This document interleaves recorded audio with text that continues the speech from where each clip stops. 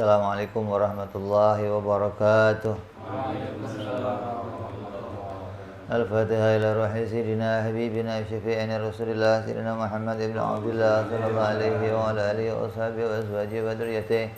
Inna Allah ya'ni darajatihim fil jannah wa yanfa'una bi asrarihim anwarihim wa 'ulumihim nafahatihim barakatihim fid dini wa dunya wal akhirah wa yaj'aluna min hisbihim wa yarzuquna mahabbatahum wa yatawaffana 'ala millatihim ويحشرنا في زمرتهم بالعافية وسلامة لهم الفاتحة.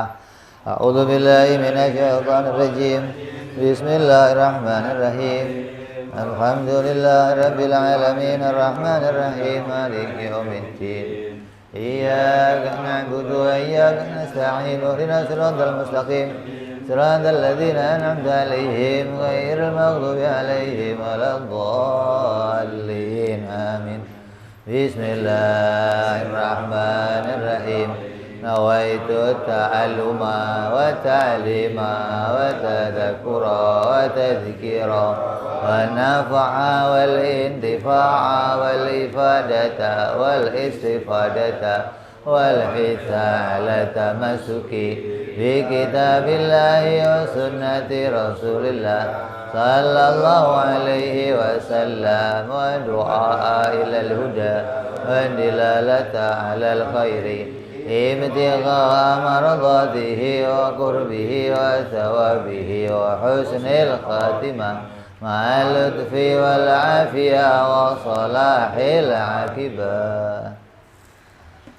Bismillahirrahmanirrahim. Alhamdulillahirabbil alamin. Bihi nasta'inu ala umuri dunya waddin. Wassalatu wassalamu ala Rasulillah sayyidina wa habibina wa syafi'ina wa maulana Muhammadin sallallahu alaihi wa ala alihi wa sahbihi ajma'in. Amma ba'du. Qala musanniful kitab Hadratus Syekh Said bin Syekh Armiyah rahimahullah wa ghafara lahu wa liwalidayhi wa nafa'ana bihi fid dharain. Allahumma aftah qulubana futuhal arifin wa bihikmatika wansur alaina birahmatika ya arhamar rahimin. Ila anqal. Masih pembahasan hukum ya. Kemarin sudah kita jelaskan pengertian hukum dari hukum syar'i, hukum adi, dan hukum akli. Hukum syar'i itu berkaitan perintahnya Allah dengan perbuatannya manusia. Kaitan perbuatan Allah, kaitan perintah Allah pada perbuatan manusia. Kemudian hukum adi adalah pergandengannya sesuatu dengan sesuatu, yang pergandengan itu boleh saja mengalami perubahan. Pergandengan ada dengan ada, tiada dengan tiada, yang pergandengannya itu sah khilafnya, boleh saja mengalami perubahan, boleh saja tidak bergandeng seperti itu. Api dengan panas, makan dengan kenyang, obat dengan sehat, maka semua pergandengan itu boleh saja berubah. Boleh saja ada api, tidak ada panas. Kayak zaman Nabi Ibrahim alaihissalam, ketika Nabi Ibrahim dibakar, itu bahan bakunya apa? Bahan bakarnya apa? Kayu yang dikumpulkan 40 hari. Kayu. Terus ketika dilemparkan Nabi Ibrahim alaihissalam, Nabi Ibrahim terbakar enggak? Enggak. Kayunya bakar. Jadi gimana itu? Apinya panas nggak itu? Enggak panas. Tapi bisa bakar. Bisa bakar. Ya? Bakar. Kayu bakar yang dipakai bakar itu hangus habis nggak? Habis. Berarti panas nggak apinya? Ibrahim nggak kebakar. Itu begitu. Jadi pergandengan itu boleh berubah, begitu loh. menunjukkan api itu tidak memiliki sifat asli panas, tidak. Panasnya si api itu hanya digandengkan oleh Allah. Boleh saja satu sisi digandengkan dengan panas, boleh aja pada yang lain nggak panas gitu kan. Pada kayu bakar api itu panas, pada Nabi Ibrahim nggak panas, kan boleh saja. Padahal apinya satu, satu api kan? Nah, api di sini sifatnya kan membakar, panas kan. Tapi ketika ada pergandengan, sifat itu bisa tidak terjadi. Jadi sifat membakar itu bisa hilang dari api. Jadi kalau kamu menuduh api itu punya sifat membakar, pasti enggak? Pasti. Itu Nabi Ibrahim enggak kebakar. Berarti kan sifat membakarnya api itu enggak pasti. Menunjukkan api itu aslinya enggak bisa membakar. Kalau api itu asli bisa membakar, siapapun dibakar sama dia. Gitu kan? Karena terbakar itu dari dirinya si api. Tapi kan nggak begitu. Ketika nempel sama kayu bakarnya hangus. Nabi Ibrahim taruh di tengahnya dingin. Jadi ini api ini dingin apa panas ini? Berarti api itu nggak punya sifat asli panas, nggak punya. Tapi Allah yang menggandengkan. Nah, pergandengannya itu boleh mengalami perubahan. Jangan dikatakan kalau api itu nggak membakar mustahil. Nah ini yang parah, gitu loh. kayak ada kejadian orang selamat dari kebakaran rumah api yang habis. Itu orangnya selamat. Boleh. Yang aneh itu satu pasar terbakar, satu toko nggak terbakar. Lah itu, gitu loh. Iya, banyak itu. Jadi satu rumah terbakar, satu rumah ini nggak kebakar. Gitu loh, tengah-tengah nggak kebakar. Jualnya kain lagi. Yang bangsa kena api dikit itu ini malah utuh nggak kebakar. Selesai kebakaran besok laris rumahnya, nggak jual kain lagi, jual jimat. Apa resepnya kok bisa nggak kebakar? Dikira nggak kebakar gara-gara jimat. Ini banyak orang begitu. Jadi jangan katakan kalau api tidak membakar hukumnya mustahil. Enggak, itu hanya pergandengan. Dan pergandengannya boleh saja mengalami perubahan. Boleh tidak begitu. Jadi hukum ada, hukum syariat ini juga boleh mengalami perubahan. Karena keputusan hukum syariat itu menunggu perintahnya Allah. Kalau belum ada perintah, belum ada kesepakatan ulama, belum terjadi hukum. Kayak begini, saya mau nanya hukumnya orang bikin bayi tabung itu apa gitu. Oh di Quran nggak ada, di hadis nggak ada. Terus gimana? Ya nunggu siapa? Ulama. Berarti hukumnya itu nunggu kesepakatan, nunggu aturan, nunggu perintah. Karena hukumnya itu ditentukan oleh seseorang gitu loh. Ini harus begini, ini nggak boleh begini. Zaman Nabi ya begitu. Orang nanya ya Nabi ini hukumnya apa? Ntar nunggu belum ada perintah. Begitu perintah, sekarang kamu boleh perang, nah, baru perang. Dari kemarin mau perang, belum boleh. Nah, berarti hukumnya nunggu ada yang ngatur, nunggu ada yang menentukan. Nah kalau adat hukumnya bagaimana? Nunggu diulang-ulang, bukan nunggu seseorang, bukan, tapi nunggu diulang-ulang. Ya, ini obat corona, kata siapa? Kata si Anu. Oh nggak bisa. Obat corona, kalau ini obat corona nunggu udah ada dicoba belum? Kalau sudah dicoba berulang-ulang dan sembuh orangnya, nah baru jadi obat corona. Tapi kalau diputuskan oleh orang, ini obat corona, oh itu bukan keputusan orang. Jadi hukum adat itu hukum yang terjadi karena berulang-ulang. Nggak bisa diputuskan sama seseorang, nggak bisa. Oh api itu pasti membakar. Itu bukan keputusan seseorang, tapi uji coba yang berulang-ulang. Tiap api dipegang terbakar, tiap disentuh api terbakar, maka jadi hukum api terbakar.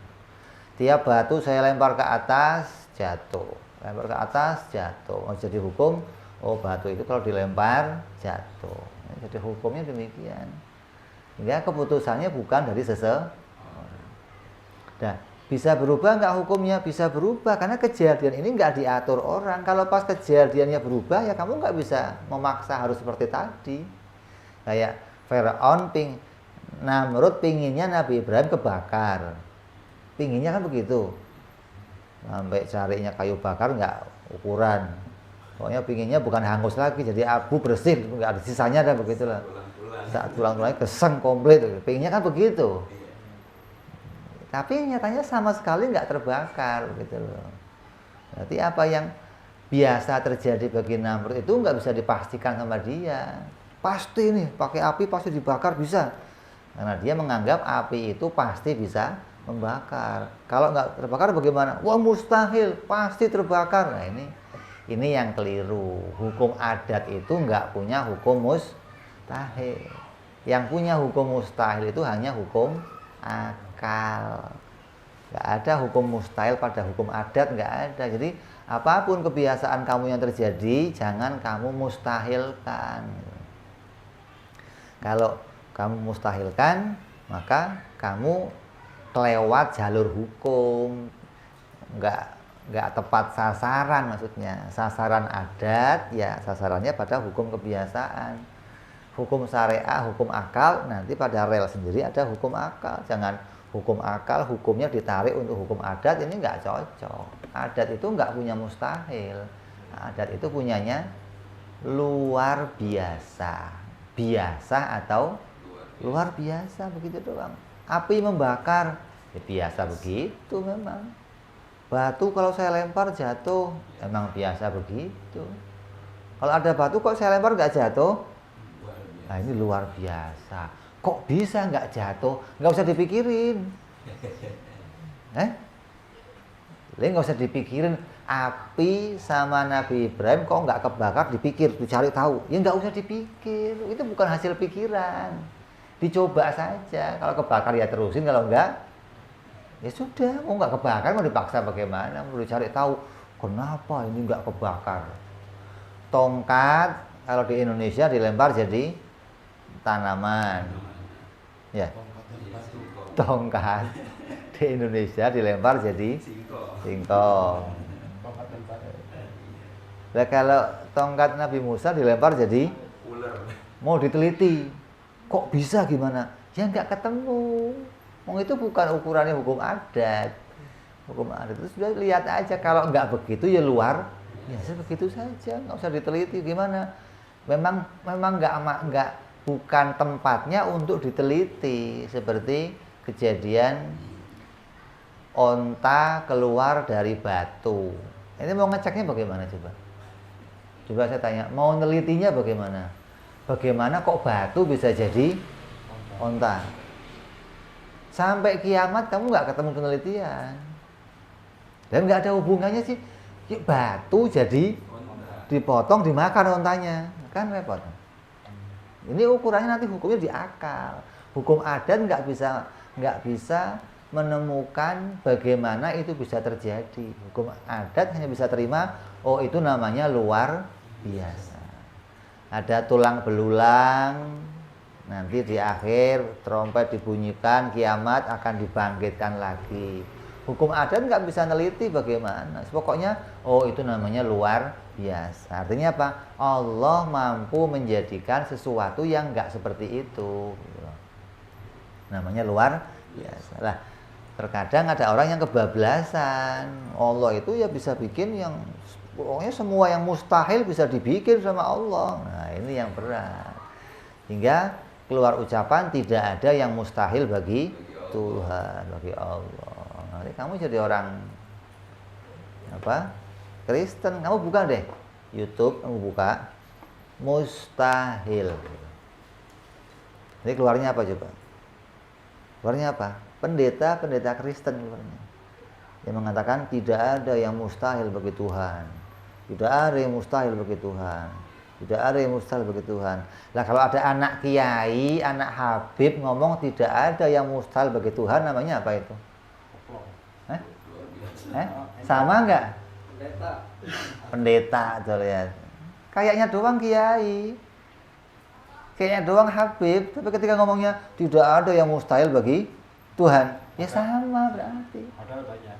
Lah ya masa tidak ada yang mustahil bagi Allah. Kiai yang ngomong. Kalau pendeta tidak ada yang mustahil bagi Tuhan. Pendeta yang ngomong. Sama enggak? Gimana? Rusak kan? Jadi mustahil itu bukan hukum adat. Mereka menganggap tidak ada yang mustahil bagi Tuhan karena dia melihat hukum adat. Hukum adat yang biasanya begini, kok enggak begini, ini mustahil. Itu bukan mustahil, namanya luar biasa. Lah Tuhan itu ya bisa bikin yang luar biasa. Kalau yang biasa aja dia bisa bikin, yang luar biasa juga bisa bikin. Bukan yang mustahil. Ini mesti batasnya begitu. Yang bisa dibikin Tuhan yang biasa atau yang luar biasa. Jadi ini kita ulang-ulang ini karena batasan ini yang sekarang menjadi kerusakan di pikirannya banyak orang. Jadi yang di pikirannya banyak orang sekarang ini menganggap kalau ada perkara yang tidak seperti biasanya maka itu mustahil. Nah, kalau mustahil itu bagaimana? Oh, hanya Tuhan yang bisa bikin perkara yang mustahil, gitu kan? Nanti kalau itu dikatakan mustahil, maka dia akan terjebak pada hukum akal. Ketika dia masuk pada hukum akal akan terjebak. Kenapa? Dalam hukum akal ada perkara mustahil. Contohnya apa? Seperti Tuhan naik becak. Bisa? Bisa nggak? Tuhan suruh naik becak gitu. Atau Tuhan turun naik ke dunia, naik lagi.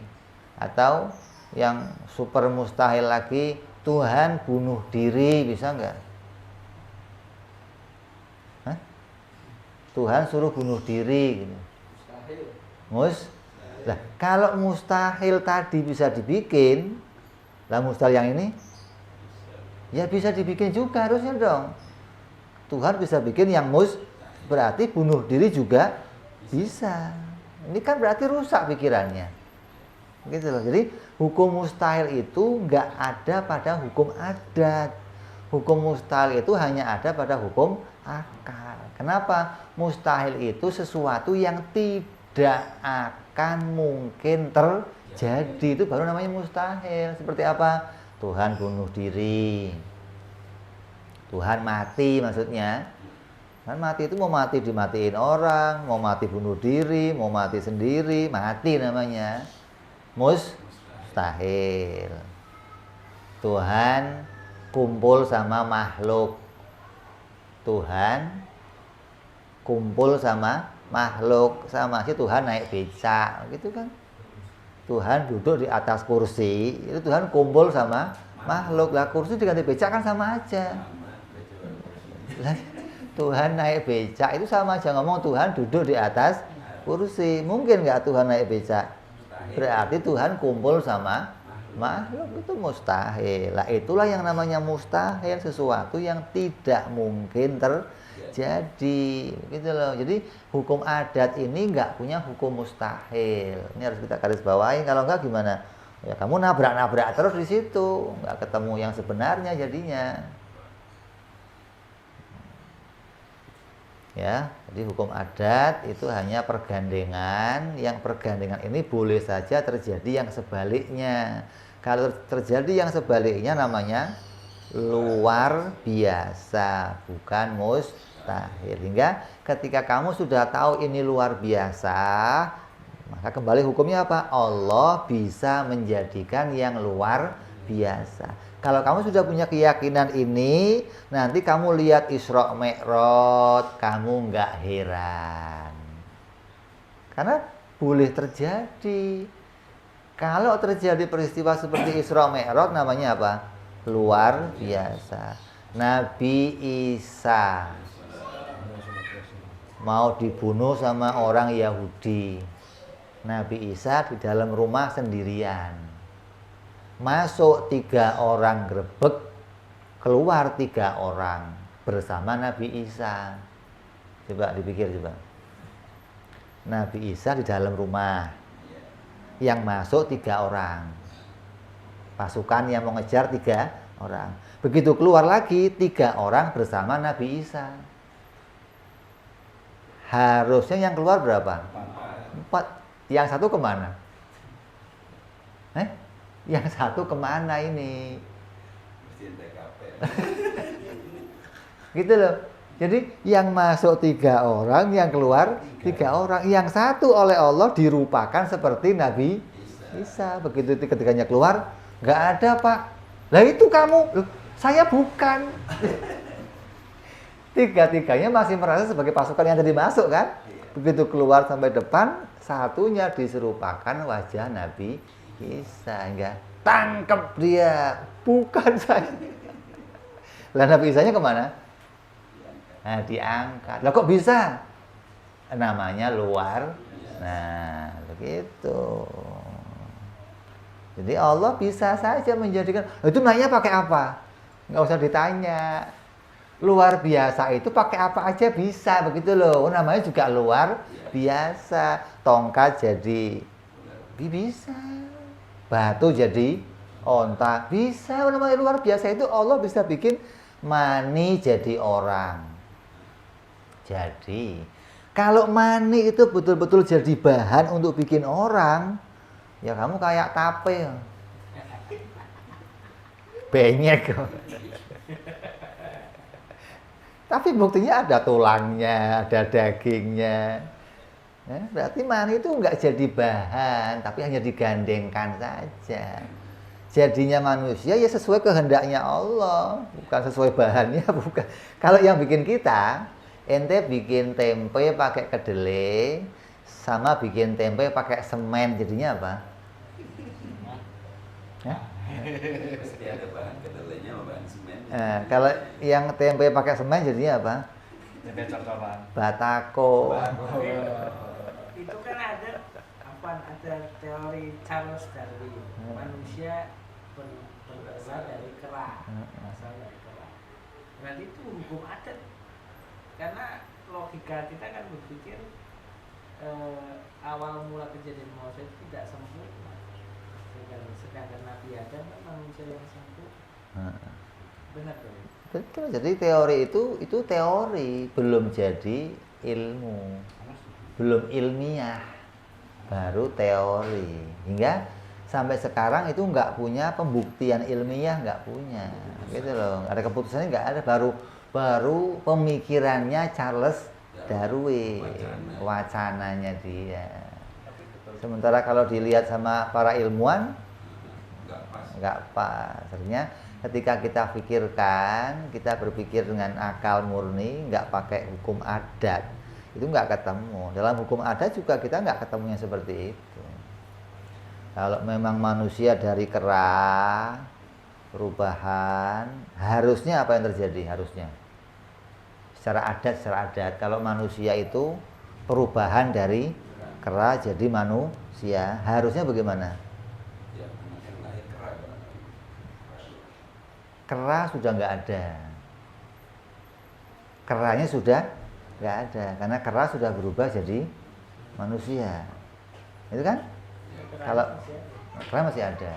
Yang kedua, akan ada yang belum jadi, setengah manusia, setengah kera.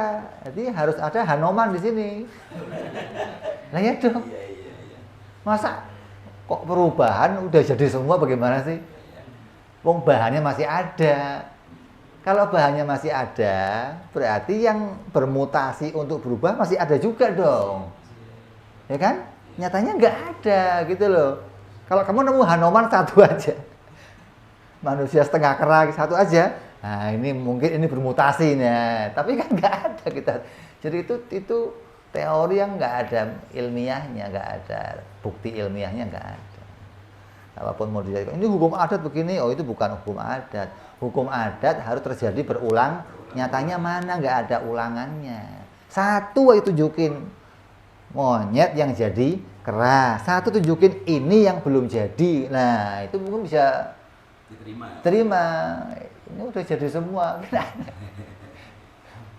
Ya, jadi kita menolak hukum-hukum seperti itu selama itu belum jadi ilmiah.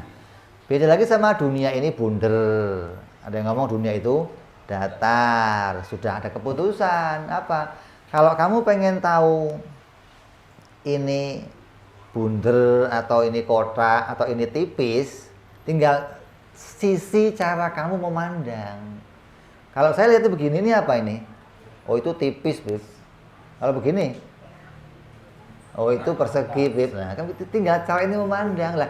Orang lihat dunia, lihatnya dari dekat begini ya kayaknya hamparan luas. Begitu kamu naik ke atas, kelihatan, oh, bunder toh. Nah, beda kelihatannya. Gitu. Jadi tinggal cara memandangnya bagaimana. Jadi orang yang memutusin dunia ini bunder berarti punya teori ilmiah apa? Kamu naik ke atas. Kalau kamu pengen lihat rumah, caranya bagaimana? Keluar rumah. Kalau kamu di dalam rumah, kamu nggak lihat rumah. Saya tanya, Jakarta sebelah mana? Kalau kamu pengen nunjuk Jakarta, kamu keluar dulu. Itu loh Jakarta. Begitu loh. Kalau kamu kok di dalam Jakarta kan bingung yang mana Jakarta ya? Sini, sono enggak? Kan repot jadinya. Gitu loh. Jadi tinggal sisi pandangnya. Jadi jangan ngomong, enggak, dunia ini datar. Kamu lihatnya dari mana? Gitu. Jadi dua-duanya benar. Quran mengatakan, dan kami hamparkan bumi, kata Quran. Maknanya apa? Kamu disuruh lihat dari dekat. Bumi terlihat seperti hamparan. Kalau hamparan jangan dibayangkan permadani. Ya ada gunungnya segala, maksudnya hamparan kayak permadani. Ya enggak. Boleh aja ada gunungnya, boleh ada jurangnya. Jadi rata-rata amat gitu. Ya, jadi itu hukum adat. Hukum akal ada 3. Hukum akal apa? Hukum akal itu menetapkan sesuatu pada sesuatu yang ketetapannya itu tidak mengalami perubahan. Hukum akal menetapkan sesuatu pada sesuatu yang ketetapannya tidak mengalami perubahan. Karena ketetapannya bukan hasil uji coba. Hukum akal itu sekali kamu lihat perkara, sekali itu pula kamu langsung bisa menghukumi. Nggak perlu nunggu keputusan orang banyak, rapat dulu, ini hukumnya apa ya, nggak usah. Dan nggak perlu diulang-ulang. Coba lagi begini, coba lagi, nggak usah. Hukum akal itu hukum yang menetapkan sesuatu tanpa menunggu keputusan orang lain dan tanpa menunggu diulang-ulang. Itu hukum akal. Hingga apapun yang diputuskan oleh hukum akal, ketika memutuskan ini suatu yang pasti, maka kepastiannya tidak mengalami perubahan lagi untuk selamanya. Contoh, menetapkan ada bagi Allah. Ya, menetapkan hukum ada bagi Allah. Ada ini mau dikaitkan kepada Allah, maka hukum ada pada Allah itu wajib, kata. Hukum wajib yang bagaimana? Tidak mungkin mengalami perubahan. Kalau berubah bagaimana? Namanya mustahil. Disinilah hukum mustahil berjalan. Bukan pada hukum adat, suatu kepastian yang tidak mungkin mengalami perubahan. Apabila dia mengalami perubahan, maka hukumnya mustahil. Seperti apa? Tuhan tiada. Hukumnya apa? Mustahil. Gitu. Jadi di dalam menetapkan ada bagi Tuhan, maka akal menetapkan ada itu tidak mungkin terpisah dari Allah. Allah itu tidak akan mungkin disifati dengan selainnya ada. Selainnya ada apa? Ya tiada. Ada bagi Allah dihukumi wajib. Nah kalau kita pakai negatifnya, kalau Allah tiada bagaimana? Hukumnya mustahil. Inilah kepastian kaitan yang tidak mungkin mengalami perubahan. hukum yang tetap. Untuk selama-lamanya hukum itu tidak mengalami lagi perubahan. Allah berkuasa. Hukumnya apa?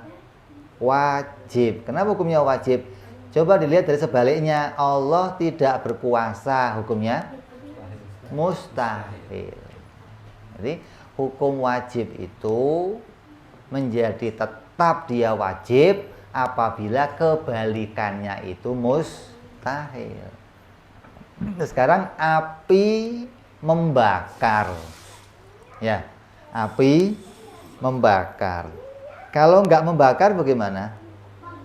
Bukan api. Hah? Bukan api, namanya es.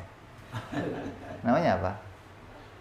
Api membakar. Kalau dia tidak membakar, hukumnya apa? Ada nggak apinya? Ada, berarti api dan membakar ini hukumnya bukan wajib. Kalau api membakar itu hukumnya wajib, maka berpisahnya api dengan membakar mustahil, begitu. Maka mustahil itu tidak ada dalam hukum adat. Saya nggak pernah katakan hukum adat itu wajib, nggak ada. Hukum adat itu biasa. Ketika dia tidak berhubungan api dengan membakar, namanya luar biasa. Nggak ada hukum wajib di situ, nggak ada. Karena hukum wajib itu berkaitan sama mustahil dalam ketetapan hukum akal, gitu loh. Jadi makanya kita rancu selama ini. Kenapa? Karena kadang kita menghukumi dalam hukum adat itu ada wajib. Ini yang kesalahannya. Begitu loh. Wajib itu enggak ada dalam hukum adat. Wah, itu kan api pasti membakar. Api biasanya membakar. Gitu. Bukan pasti. Pasti itu yang kebalikannya mustahil. Itu namanya pasti. Seperti apa? Allah ada. Hukumnya apa? Wajib lah. Sekarang kita katakan yang sebaliknya, Allah tidak ada, hukumnya apa? Mustahil. Lah itu namanya di situ berlaku hukum wajib. Apabila hukum itu hilang, maka terjadi hukum mustahil. Maka jadilah hukum wajib karena sebaliknya itu mustahil. Kalau sebaliknya ini enggak mustahil, maka ini tidak bisa jadi keputusan wajib. Contohnya apa? Seperti tembok putih. Tembok putih. Putih pada tembok itu wajib enggak?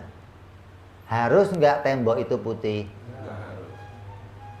Kalau kita katakan, oh tembok boleh saja punya warna putih. Lah kita hilangkan. Kalau enggak putih bagaimana? Ya boleh saja. Oh berarti hukumnya tembok tanpa putih juga boleh. Maka ini putih pada tembok bukan wajib. Kalau putih pada tembok wajib, hilangnya putih mustahil. Begitu loh. Tapi ketika hilangnya putih ini enggak mustahil, berarti keberadaan putih pada tembok ini bukan wajib. Tapi hukumnya jaiz. Ini akal punya 3 hukum doang. Wajib, mustahil, jaiz. Jadi wajib pertama apa tadi? Menetapkan keberadaannya sesuatu yang tidak diterima akal tiadanya.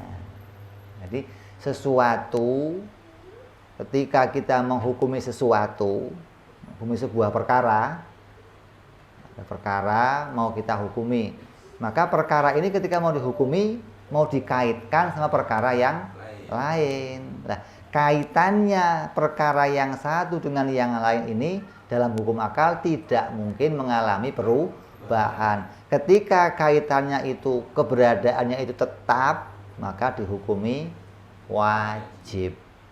Coba kalau kita bikin ta'rif apa berarti? Wajib itu, kalau ta'rif aslinya, ta'rif asalnya mala yakbalul intifa, sesuatu yang tidak menerima tiada. Maknanya akal tidak menerima ketiadaannya hubungan sesuatu dengan sesuatu. Akal tidak menerima ketiadaannya sesuatu pada sesuatu. Kalau keberadaannya itu tiada, akal tidak bisa menerimanya. Maka sesuatu yang tidak diterima perkara ketiadaannya diputuskan sama akal, namanya wajib. Nah sebaliknya, kalau perkara itu ditemukan keberadaannya, maka namanya mustahil. Jadi akal tidak menerima keberadaannya sesuatu terkait dengan sesuatu yang lain. Kalau dia ada, maka dihukumi mustahil. Saya apa contohnya? Allah tiada. Tiada ini tidak mungkin menjadi sifatnya Allah. Kalau tiada menjadi sifatnya Allah, maka hukumnya mustahil. Ini hukum mustahil berjalan di sini. Hukum wajib berjalan di sini. Yang ketetapannya itu tidak bisa mengalami lagi perubahan. Karena keputusannya bukan diatur seseorang dan bukan hasil uji coba. Ketetapan yang memang asli secara kenyataan keadaannya seperti itu. Nanti untuk memutuskan hakikatnya sesuatu. Hukum adanya Allah itu apa? Oh, hukum ada dengan Allah itu hukumnya wajib. Kenapa kok wajib? Kalau Allah tiada, maka mustahil. Nanti memutuskan wajibnya dengan apa? Ada memutuskan wajibnya dengan dalil. Ada yang keputusan wajibnya nggak usah pakai dalil. Kamu tanya profesor berpikir, kamu tanya ahli berpikir yang bikin kitab-kitab, bikin buku-buku tentang cara berpikir yang benar, cara berpikir yang baik, cara berpikir yang sebenarnya. Maka di dalamnya akan dibicarakan mikir itu ada dua. Ada secara spontan dan ada yang slow. Ada yang fast, ada yang slow. Nggak charger doang yang fast. Lo kira charger doang yang fast? Ada fast charger, ada slow charger.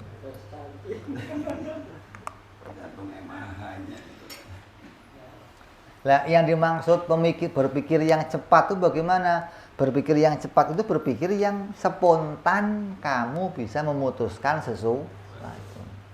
Nah, berpikir yang slow bagaimana? Yang untuk menemukan sesuatu kamu butuh dalil, butuh penelitian, butuh pemikiran. Kayak begini, 1 tambah 1 berapa jumlahnya?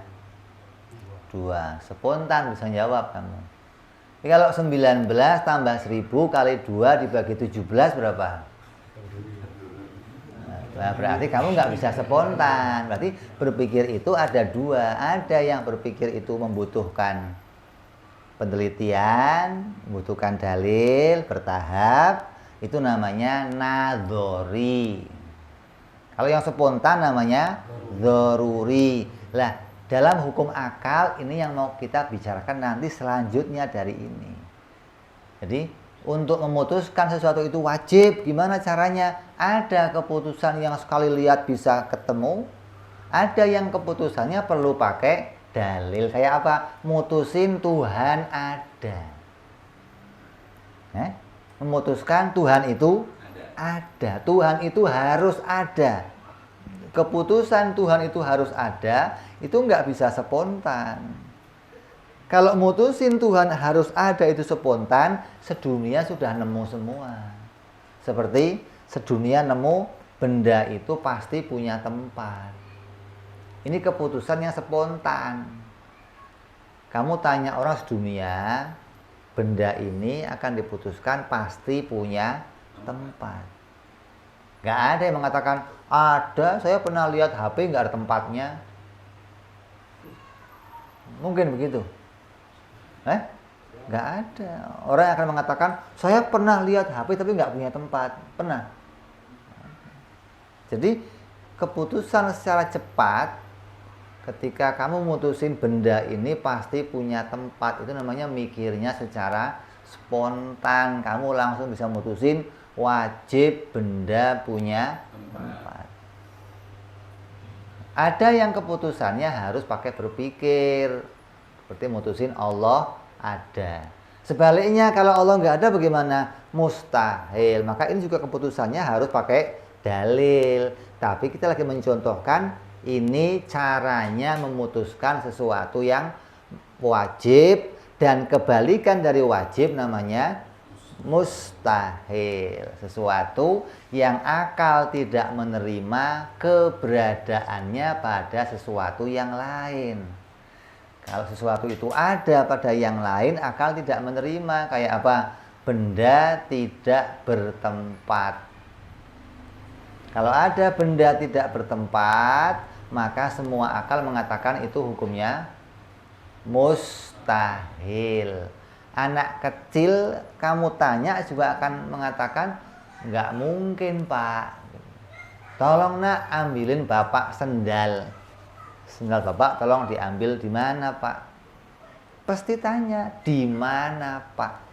Kenapa kok nanya di mana pak? Karena kepastian sendal menempat itu dipastikan menurut akal, bukan menurut kebiasaan. Hingga tidak mungkin apabila bertempat itu hilang dari sifatnya sebuah benda. Sebuah benda itu harus punya sifat bertempat. Kalau hilang sifat bertempatnya maka hukumnya mustahil. Gitu loh. Tidak akan ditemukan satu benda pun yang tidak punya tempat. Tempat di sini maknanya ruang secukup dirinya sendiri. Itu namanya. Jadi kita bicara hari ini hukum akal yang isinya tidak keluar dari 3 perkara. Hukum akal itu hanya terbatas pada 3 perkara, nggak bisa lebih, tidak bisa lepas dari 3 perkara. Kita mau memutuskan sesuatu benda, maka dalam setiap benda ini akal akan memutuskan mana yang wajib pada dia, mana yang mustahil pada dia, dan mana yang jaiz pada dia. Ini keputusan akal. Jadi bukan hukum akal itu satu-satu, bukan. Ini wajib sendiri, ini mustahil sendiri, ini ada jaiz. Enggak. Satu benda itu akal bisa memutuskan mana yang wajib pada dia, mana yang mustahil pada dia, dan mana yang jaiz pada dia. Jadi jangan dipisah-pisah. Oh kalau Tuhan mah wajib semua, kalau makhluk jaiz semua, kalau sekutu mustahil semua. Ini pisah-pisah. Jadi kalau Tuhan wajib semua, kalau kita semuanya jaiz, kalau sekutu mustahil. Jadi 3 barang. Allah wajib, sekutu mustahil, kita ini nggak beres, begini nggak beres. Jadi setiap perkara yang ditemukan adanya, maka akal akan mutusin di situ ada yang wajib, ada yang mustahil, dan ada yang jaiz. Karena akal itu tiap akal nyorot sesuatu, tiap akal mau mengambil keputusan sesuatu, itu 3 hukum ini nggak bisa dipisahkan, begitu loh. Karena 3 hukum ini bukan susun-susunan, tapi perkara yang satu paket. Ya, kalau sudah satu mau dihukumin, 3 ini berjalan semua. Apa yang wajib pada dia? Apa yang mustahil? Apa yang jaiz? Nah, berjalan semua di situ. Bukan terus satu-satu. Artinya ini wajib doang punyanya, ini mustahil doang, ini jaiz doang. Nggak ada barang begitu, nggak ada. Kita ini kan jaiz, iya, boleh ada, boleh nggak ada, iya. Ada nggak yang wajib pada kita? Ada. Apa yang wajib pada kita? Punya tempat. Apalagi yang wajib? Gerak diam. Apalagi yang wajib? Terkena zaman. Apalagi yang wajib? Terkena arah. Itu wajib pada kita, nggak bisa enggak. Nggak ada makhluk nggak ada tempatnya, ada makhluk nggak ada arahnya, nggak ada. Makhluk pasti ada arahnya, makhluk pasti ada zamannya, makhluk pasti ada gerak diamnya. Nggak mungkin makhluk hilang dari perkara itu, nggak mungkin. Bentuk termasuk wajib? Enggak, bentuk nggak wajib. Cahaya nggak ada bentuknya. Sama dengan massa. setiap benda itu harus nggak punya massa. Massa itu apa? Bukan massa PDI, bukan. Loh, bukan massa PDI. Enggak tuh. Volume isi. Angin. Hah? Angin enggak punya. Berat. Angin nggak punya berat? Angin punya berat. Punya. Ini kalau beli angin pakai oksigen timbangan kan?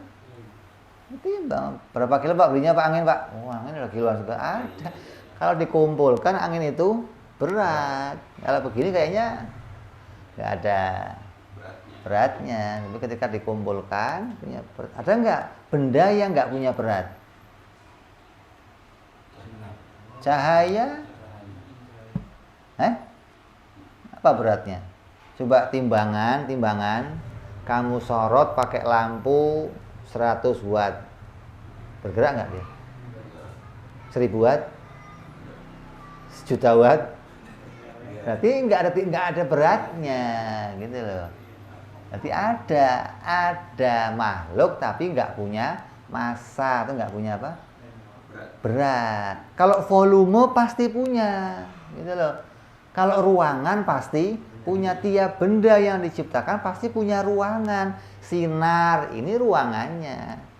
Kamu kalau nyorot pakai baterai sorot itu mesti ada ruangannya. Bisa kamu jalankan ruangannya. Ini ada, berarti sinar itu punya ruangan tertentu. Dia mengisi sebuah ruang. Matahari mengisi ruang, lampu. Buktinya apa lampu mengisi ruang? Coba dimatiin lampunya. Gelap. Berarti ketika dinyalakan, ruang itu terisi dengan sinar. Begitu kan? Berarti sinar mengisi sebuah ruang. Jadi semua benda yang diciptakan Allah pasti mengisi ruangan tertentu yang secukup dirinya sendiri. Kalau massa atau berat, gak harus benda itu punya berat. Kalau ada yang mengatakan, oh yang wajib pada benda itu punya massa dan punya volume. Ini berarti yang dilihat hanya baru yang apa? Yang biasa-biasa saja. Dia nggak berpikir tentang sinar. Kalau dia mengatakan setiap benda itu harus punya ruang dan waktu, lah itu benar. Itu yang pokok itu, ruang dan waktu.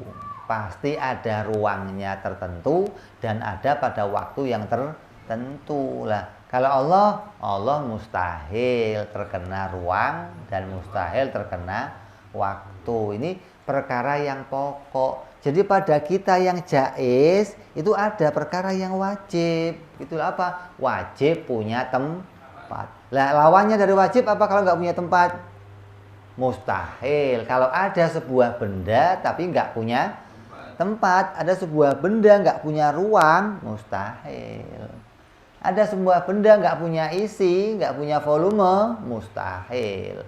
Ada gelas tapi nggak kecil, nggak gede, nggak di kanan, nggak di kiri, nggak di atas, tapi gelasnya ada, ya nggak mungkin, mustahil.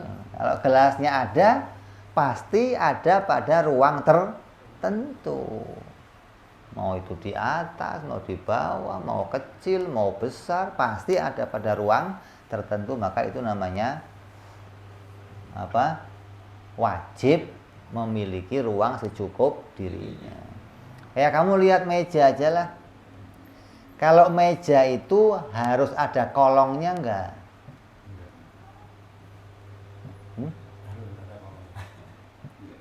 Ini meja ini ada kolongnya enggak? Kalau nggak ada kolongnya gimana? Namanya apa? Namanya apa? Kalau meja nggak ada kolongnya, namanya apa?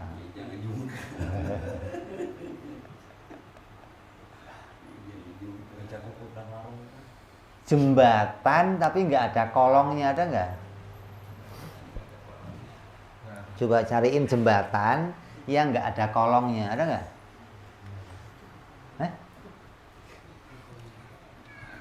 Apa?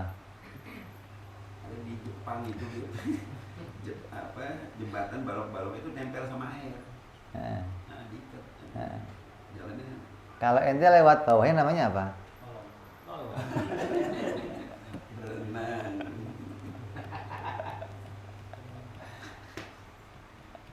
Itu kepastian gitu loh. Jadi kita ngukur yang gampang aja.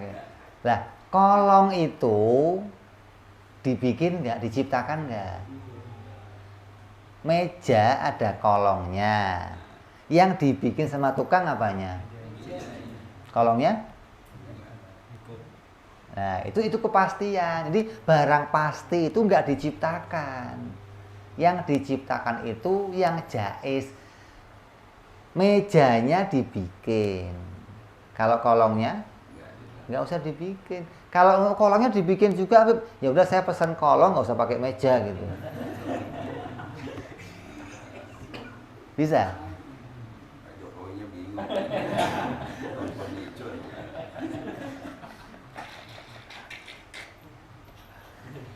Gitu kan? Jadi menempat itu wajib. Itu gambarannya kayak kamu kolong tadi. Setiap benda pasti punya ruang, gitu loh. Jadi kalau kolong itu ngadepnya ke bawah, kalau ngadepnya ke atas namanya gelas. Kalau ke bawah jadinya kolong. Kalau ke atas begini jadinya gelas. Jadi kalau kamu ada meja, kamu tengkrepin, nah itu bisa buat ngisi sesuatu. Itu ruangan yang namanya kolong itu nggak diciptakan. Yang diciptakan mana? Ya jembatannya itu yang diciptakan. Mejanya itu yang diciptakan. Adapun ruangan meja, kolongnya meja itu nggak diciptakan, tapi sesuatu yang pasti ada di situ. Itu namanya wajib, tidak bisa dipisahkan. Kalau dipisahkan namanya mustahil, gitu loh. Sesuatu yang nggak mungkin ada. Bisa nggak dibikin? Ya nggak bisa, mustahil itu nggak bisa dibikin. Bukan berarti Tuhan lemah. Ini yang sering kita katakan di sini. Kalau ada mustahil, kemudian dikatakan, oh Tuhan masa nggak bisa bikin yang mustahil, berarti dia lemah. Berarti kamu nggak kenal yang namanya mustahil, gitu loh. Ketahui dulu mustahil itu apa, baru kamu bisa memutuskan mustahil itu bisa diciptakan atau tidak. Nah, yang kamu pahami mustahil itu apa, yang kita pahami apa, ya kan nggak ketemu. Beda persepsi kan. Satukan dulu persepsinya, mustahil menurut kamu itu yang bagaimana, gitu dong. Kayak kamu ngomong tukang ini nggak bisa bikin lemari. Kamu harusnya tahu dulu yang namanya lemari. Tanya, Pak, bisanya bikin apa, Pak? Oh, saya bisanya bikin odading.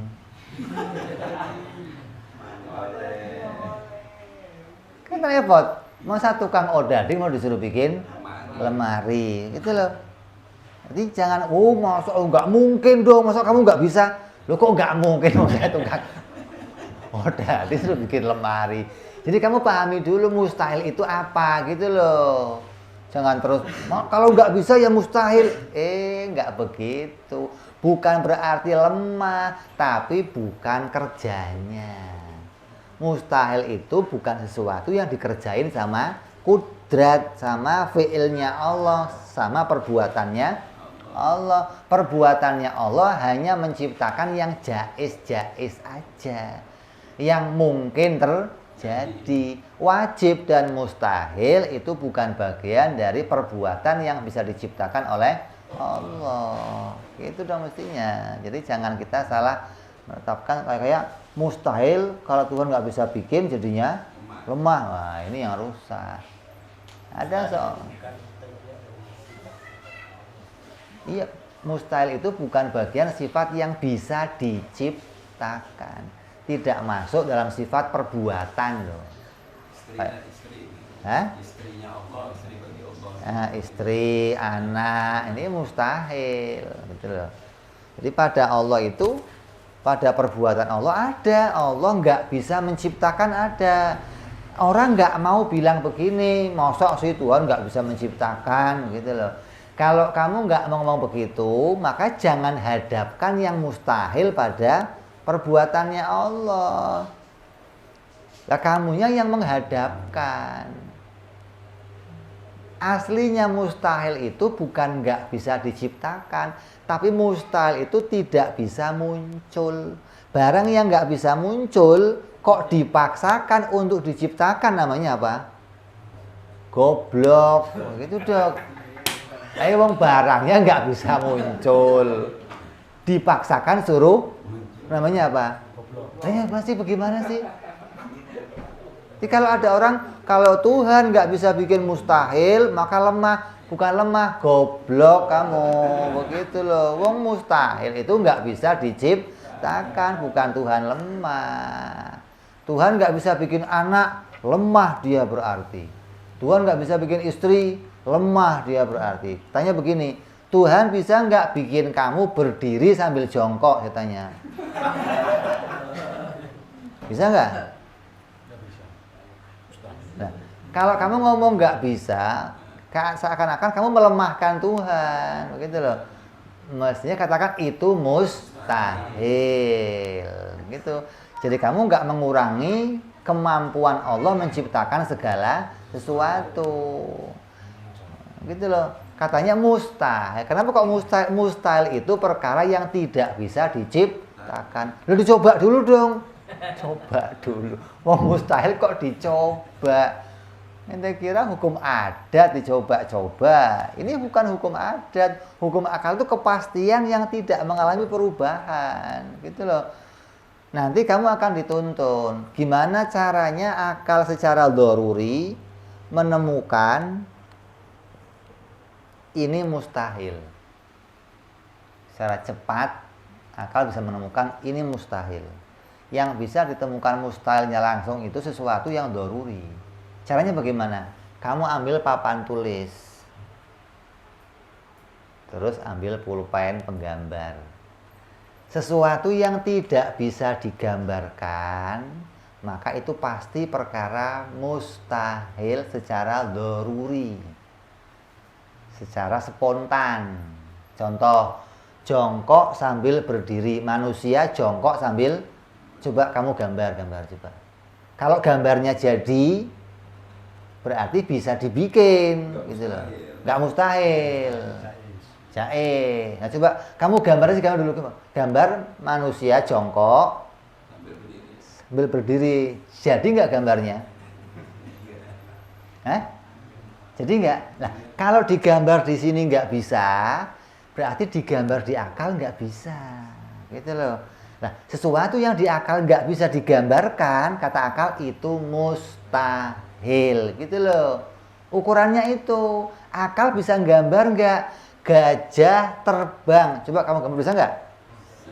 Nah kalau bisa di situ, di sini juga bisa. Kalau bisa berarti gajah terbang itu jaiz, bukan Kenapa? Bisa digambarkan, gitu loh. Kalau bisa digambar namanya jaiz. Jangan ukurannya nggak pernah terjadi.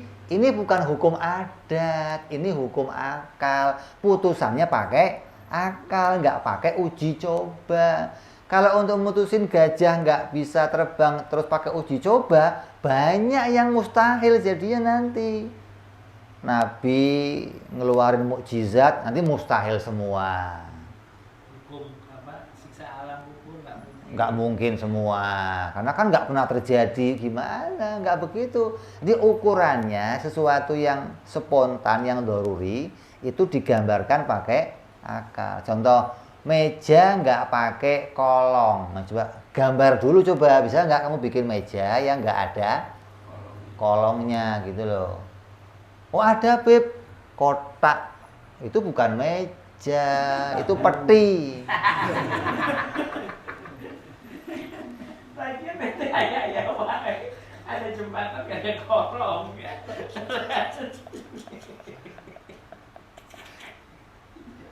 Atau ini suruh begini, ada nggak mobil yang nggak punya ruangan, gitu loh.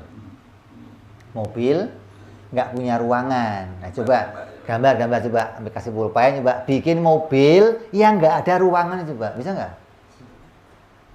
Jadi nggak kira-kira? Mau gambar apa dia? Kalau dia gambar mobil, itu ruangan mobil, begitu loh. Ketika jadi mobil, itu ruangannya, gitu loh.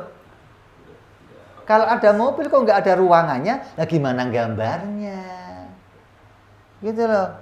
Kalau Allah kamu tuduh bertempat punya ruangan, berarti bisa digambar juga dong Allah dong. Allah nggak seperti wujud kita. Allah mustahil zatnya punya ruang yang bisa digambarkan. Jadi akal ini, kamu tahu nih, akal ini papan tulis yang dibikin sama Allah dalam diri kita. Jadi kamu kalau mau gambar, nggak usah cari papan tulis. Kamu mau gambar mobil, mau gambar motor, mau gambar cewek cantik, bisa di sini muncul.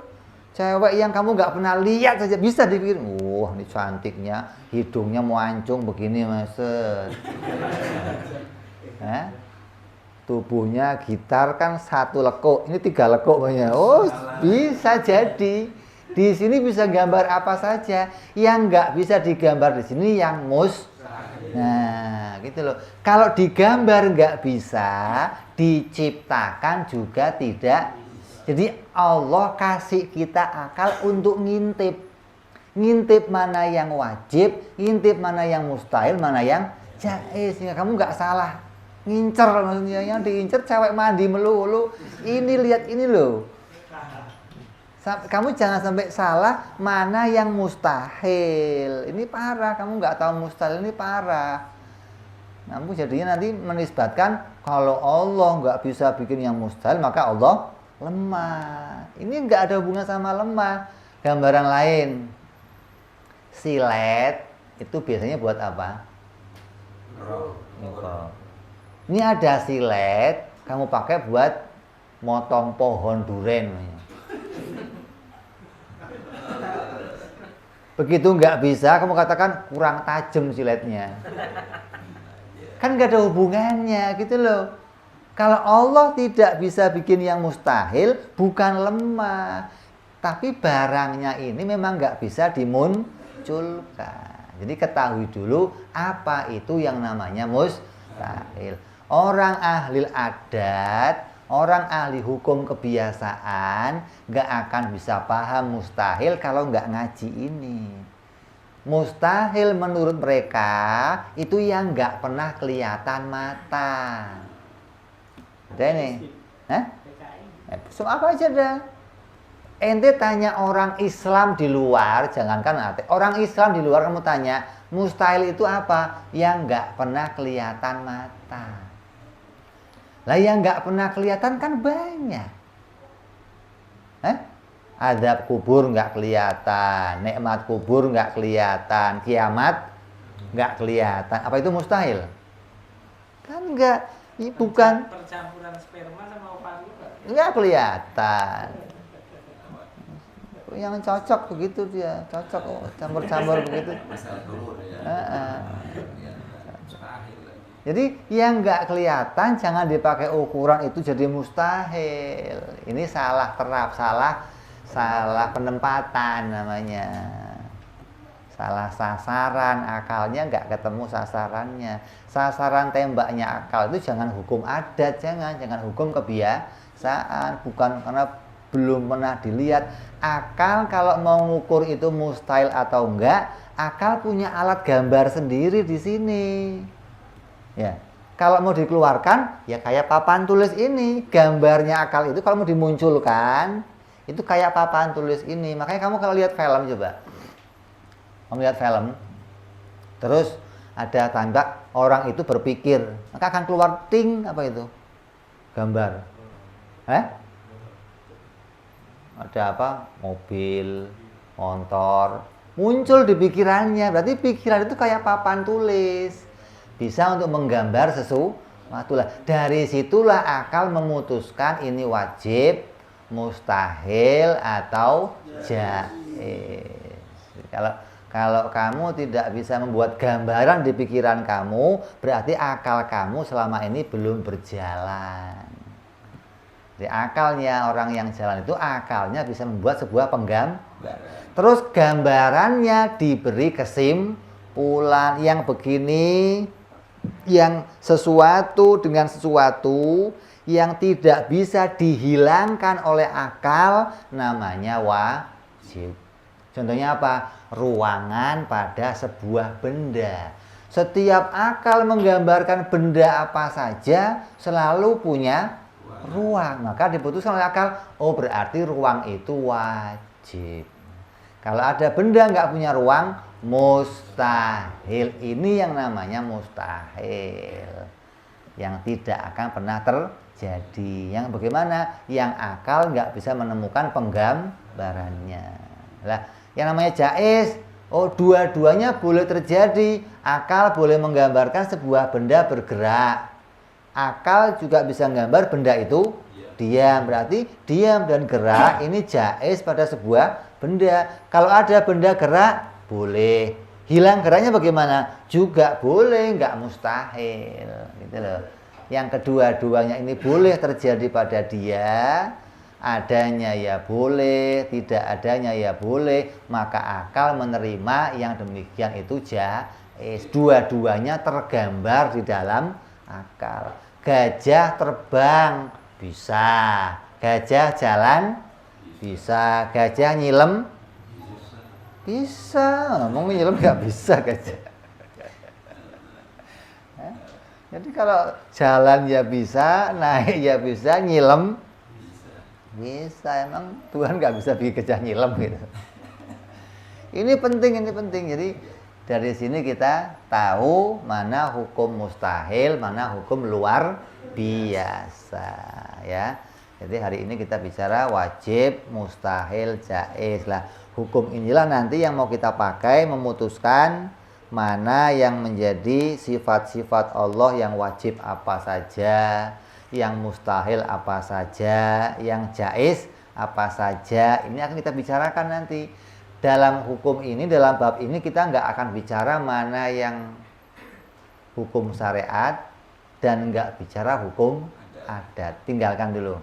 Hukum syariat punya bab sendiri. Kenapa? Dalam buku syariat, teruskan, di dalam buku ini hanya membahas syariat, nggak bahas tauhid. Ya sebalik begitu di sini, tauhid nggak bahas. Mikir. Oh, kita disingkirin dari sono, berarti sono juga kita singkirin dari sini. Mendapatkan jadi nggak dicampur-campur. Nggak zalim.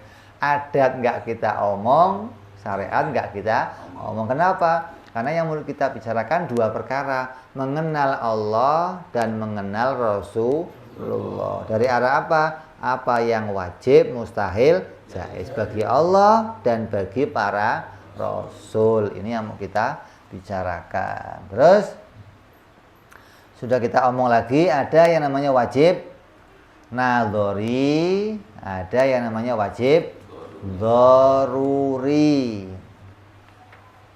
Apa dharuri itu? Yang spontan bisa kita temukan. Kalau nadhari yang butuh pemikiran. Bedanya apa? Kalau dharuri yang spontan, sedunia nemunya sama. Nah, ini bedanya nih. Matahari bunder, sedunia nemunya itu namanya dharuri. Kalau nemu Allah itu dharuri, sedunia akan sama nemunya. Tapi nggak begitu kenyataannya.